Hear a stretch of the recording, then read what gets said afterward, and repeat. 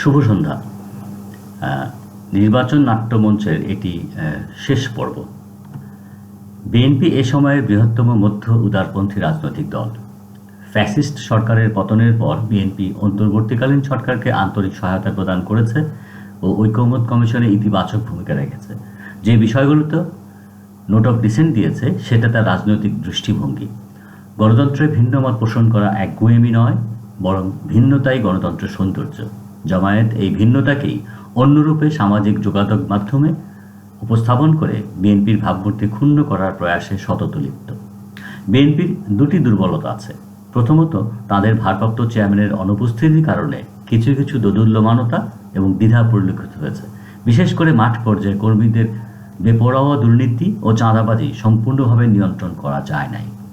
দ্বিতীয়ত, বিএনপি গত 1 বছরের বেশি সময় ধরে রিঅ্যাক্টিভ মোডে তাদের রাজনৈতিক কর্মকাণ্ড চালিয়েছে। জামায়াত এবং কিংবা এনসিপি বয়ান তৈরি করেছে, আর বিএনপি সেই বয়ান সামাল দিতেই ব্যস্ত ছিল। তবে মাস্টার স্ট্রোক ছিল 237 আসনের প্রার্থী ঘোষণা করা। এই প্রথমবার বিএনপি একটি বয়ান রচনা করেছে এবং সেই বয়ানের যথার্থ উত্তর দেবার জন্য অন্যরা ব্যস্ত হয়েছে এবং নির্বাচনমুখী হয়েছে অথবা নির্বাচন বানচালের প্রচেষ্টারত। কিছু কিছু নেতৃবৃন্দের অযাচিত মন্তব্য ব্যতীত সামগ্রিকভাবে এই দল সহনশীল, ধৈর্য এবং সহিষ্ণুতার পরিচয় দিয়ে যাচ্ছে।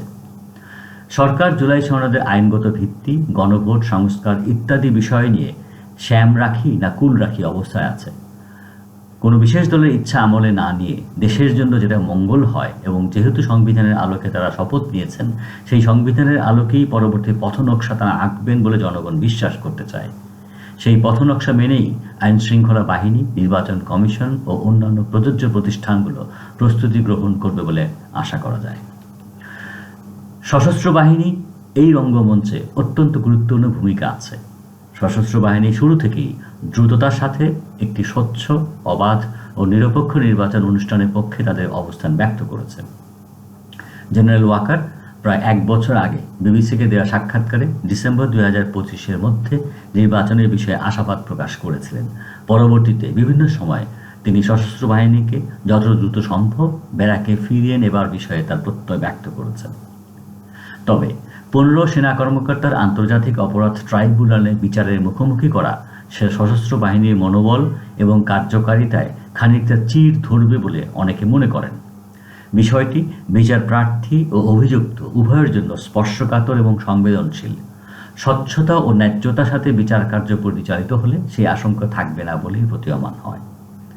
আবার অনেকে সশস্ত্র বাহিনীর অভ্যন্তরে অস্থিরতা বিরাজ করছে এবং 1/11 আদলে পরিবর্তন আসবে বলে অপপ্রচার করেন। এই সকল প্রচারণা অস্থিরতা সৃষ্টি এবং নির্বাচন পেছানোর পায়তারা বলে বিশেষজ্ঞরা মনে করেন।